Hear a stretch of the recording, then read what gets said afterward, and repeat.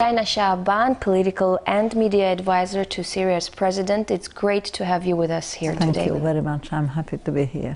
So it's now official. UN head of Peacekeeping Force has confirmed that Syria is in a state of a civil war. What do you say to that statement? Well, I don't think that is correct. And in the foreign ministry, we put a statement saying that it is not really very responsible to say that Syria is in a state of civil war, especially as we are fighting terrorism. I think the media in Syria, or some media, has a war on Syria, and it has a life of its own. Well, talking about media, when you read stories on Syria in the internet media, they often end with a disclaimer saying that the exact number of the victims in this conflict cannot be known because the Syrian government doesn't give access to journalists. On the other hand, Syrian government also says that the Western media is very biased, especially on whom they call terrorists. My first question is, do you think there can be trust restored between the Western media and the Syrian government, or this media war will only escalate? Well, there are hundreds of journalists who came to Syria during this crisis. It's not true that we don't give access to foreign journalists. Hundreds of Russian journalists came, hundreds of foreign journalists from all over the world, from India, China, Europe, the US, from all over the world. So it's not true that journalists are not given access to Syria. But also there are tens, at least, of satellite channels who made themselves part of the war on Syria, inciting sectarian wars, fabricating facts about what's happening in our country. But the media war itself, can it do some real damage?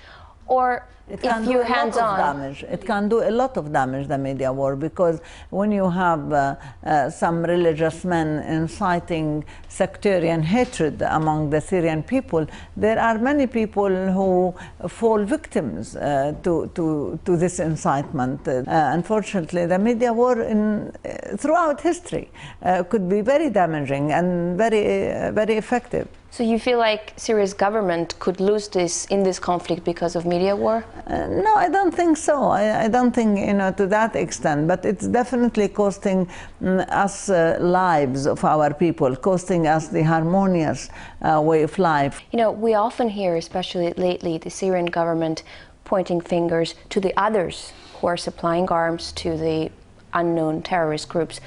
Who are these others? Can you name the countries? I really don't know, but I would like to say to you that the Syrian government is not the issue. The issue is Syria. The issue is the unity and safety and sovereignty and prosperity of Syria. That is the issue. Yeah, but you surely have your own version, not official, but your own version. Who may these people be who are helping the terrorists to kill peaceful people, like you say? I think even the observers, the UN observers say that in every area and Homs there are different groups. We don't know who these people are. We don't know to whom they belong. There's not a single leadership. I mean, you can ask the UN forces and they would say to you, this is the most difficult problem in Syria, that you don't know who your adversary is, and that's the problem. Cooperation with the UN is critical for Syria, safeguarding it against military invasion, but with observers on the ground, there was still hope for some balanced solution. But now that the UN observers abruptly ended the mission and they left, how big is the threat of foreign intervention in Syria? Well, I think the observers have made many statements saying that the Syrian government cooperated very well with us. They did not stop the mission, they suspended the mission. We also fear for their safety because as Syrian people are targeted, we are also afraid that some observers could be targeted by armed groups, and we would hate that to happen. All we hear in the Western media is the possibility of foreign invasion, foreign intervention. How do you assess the chances of foreign intervention? I don't think that is possible in a sense, because if you take what the Syrian crisis and the role of Russia and China with the double veto twice, and with what is with the stand of Russia that it is the Syrian people who should decide the future of Syria. I don't feel that a military strike is possible. And then if you look at what happened in Libya or in Yemen, or you could see the consequences of what happened. And I think the West is quite aware of where things are in the Middle East, and I hope there are enough reasonable people in the world to weigh actions very carefully. And I feel that there's no consideration for such a thing. Because, of course, you do have Russia's and China's support as far as the UN Security Council goes, but that didn't help much in the Iraqi scenario.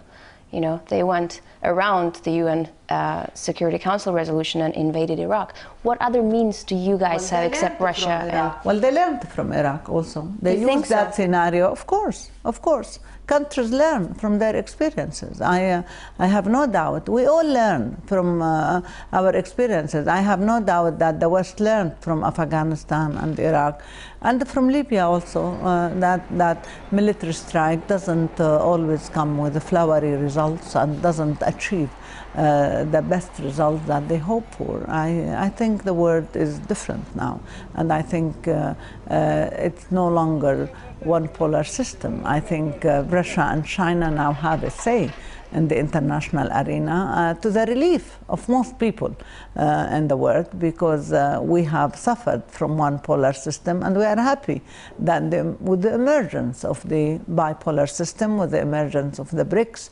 and I think the world is changing. But look what just happened in Libya, for instance. I mean, the US and their partners, they have a perfect 100% track record when it comes to removing the heads of foreign states that they want removed.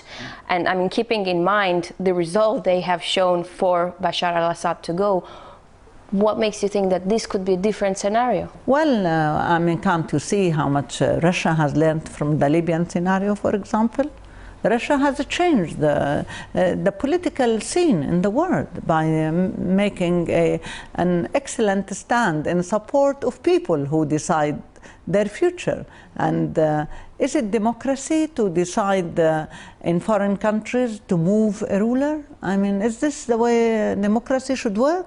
Or is it the people who should decide in every country? I'm not only talking about Syria. Is it democracy to say to the British people, you should move camera? Or is it the British people who should decide? Why that doesn't apply to Arab countries? Is it because of the colonial hegemony over the Arab people? Is it because the West doesn't believe that Arab people are equal to Western people in their rights to choose their own system? This is a question I pose. Democracy means the people of the country should decide their future, should decide who rules them. And then what did the Syrian people achieve throughout this year? Chaos, boycotting roads, killings. They are not losing their army and police people. We are the ones who are losing it. And when they talked about Libya, what did they say? They said, we didn't lose an American soldier, but thousands, tens of thousands of Libyan people lost their lives. So, does that not matter?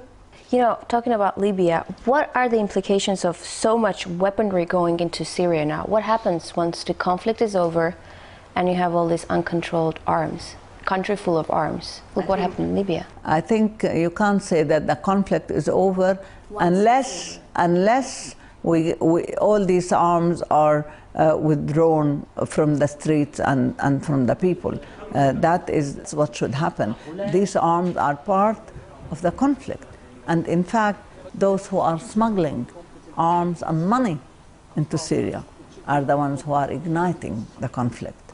There are these foreign and external factors, particularly the media war, smuggling arms and smuggling money into Syria is a huge part of the problem in Syria. But can you do something about this at this point, or it's out of your control? I think it's the international community who should also do something about it, because those countries who say that they support Kofi Annan's plan, and Kofi Annan's plan say in the first item, stopping armaments and stopping violence from all parties in all its forms. Some skeptics say that the reason a humanitarian corridor for people in Syria's most troubled place, Homs, is not possible is because Syrian government is afraid, along with the humanitarian aid, will come something else. Is that true? No, that's not true. We've been cooperating with the humanitarian agencies, but until now we haven't seen anything of the humanitarian aid arriving to Syria. We cooperated absolutely fully with the humanitarian agency. There's no problem. So there's a humanitarian corridor open in Homs right now? There's no humanitarian corridor. I don't know where the negotiations are, but there's no need for a humanitarian corridor. But there are assistance that is coming and being distributed through the Red Cross and the Red Crescent. So do you feel like the allegations about people being badly in need of food and medical aid is exaggeration? Yeah, extremely exaggerated. You are also on that black list of sanctioned Syrian officials that United States issued. What does it feel to be like on a sanctioned list, sanctioned by United States? You mean personally, for me? Does it change anything for you? To be sanctioned? Yeah. No, I refused to go to the United States since 2005, and they sent me many invitations from Brookings and from many institutes to go and give a lecture there. I didn't, because I don't like to be treated at the American airports the way they treat people. They probably treat all people like this, but I don't like to be treated that way, and I don't have to go to the United States. And by the way, they didn't sanction me, they froze my assets, and they know I don't have a single dollar, not only in the United States, anywhere in the world. So they can freeze as many assets as they like, because I don't have any of them. My asset is the love for my country and for my people. And all these, propaganda movements to put the name of so and so, and to put my name on sanctions, means nothing to me. 2 books of mine are being sold in the United States. I taught at Duke University. I taught at East Michigan University. A 3rd book of mine is now accepted to be published in the United States. So I thought they should be embarrassed to put my name on a sanction. Not me who should be embarrassed. They should be embarrassed. Bouthaina Shaaban, thank you very much for this interview. Thank you very much. Thank you.